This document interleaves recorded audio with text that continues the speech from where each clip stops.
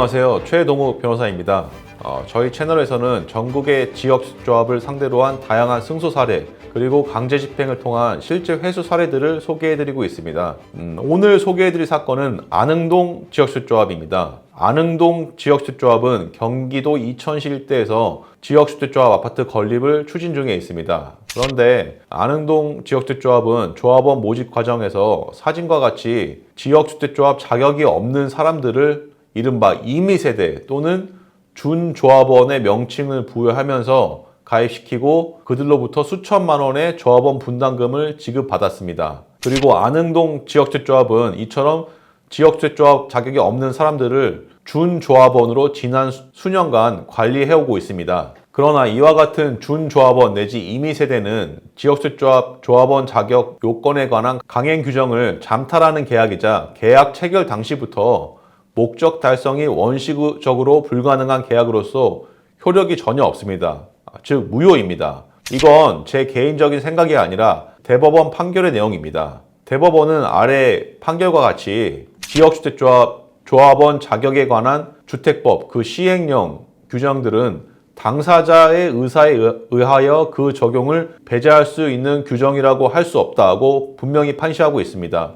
나아가 대법원 판결뿐만 아니라 최근 수원 고등법원에서도 준조합원 내지 임의세대는 지역주택조합 계약 체결 당시부터 조합원 자격을 구비할 수 없음이 명백하므로 결국 조합 가입 계약은 그 계약 체결 당시부터 목적 달성이 원시적으로 불가능하여 효력이 없어 무효이다 라고 분명히 판시하고 있습니다.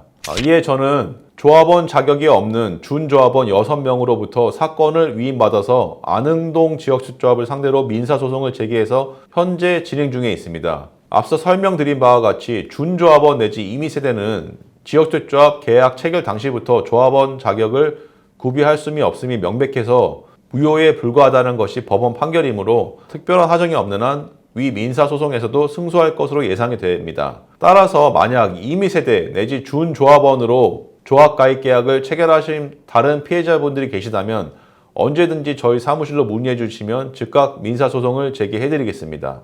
마지막으로 한 가지 더 강조드릴 부분은 강제집행 및 성공보수 부분입니다.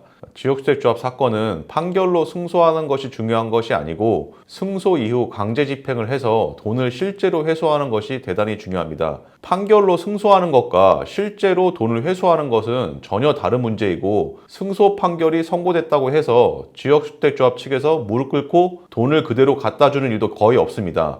저 최동욱 변호사는 승소 판결을 이끌어낼 뿐만 아니라 실제로 돈을 회수하실 수 있도록 강제 집행까지 함께 책임지고 진행을 해드리고 있습니다. 이에 따라서 의뢰인이 실제로 피해 금액을 회수하였을 때에만 성공보수 지급을 요청드리고 있습니다. 그러나 거의 대다수 변호사들은 민사소송으로 승소하였다고 광고만 할 뿐 실제로 피해 금액을 회수하는 일들이 굉장히 적은 것으로 알고 있습니다.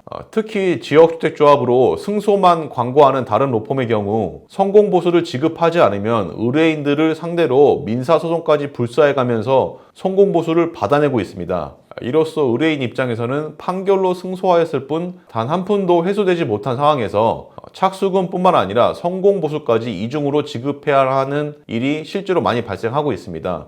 따라서 변호사와 위임계약을 체결하실 때는 성공보수 지급 조건을 반드시 꼼꼼히 확인하셔야 됩니다. 이처럼 지역주택조합 사건은 판결로 승소하는 것이 중요한 것이 아니라 강제 집행을 통해서 피해 금액을 실제로 회수하는 일이 더 중요합니다. 저희 유튜브 채널에서는 강제 집행을 실시해서 실제로 돈을 회수한 많은 사례들을 직접 확인하실 수 있습니다. 아무튼 지역주택조합 탈퇴 및 분담금 반환을 원하시면 저희 명함으로 언제든지 연락 주시기 바랍니다. 신속 정확한 답변을 드리겠습니다.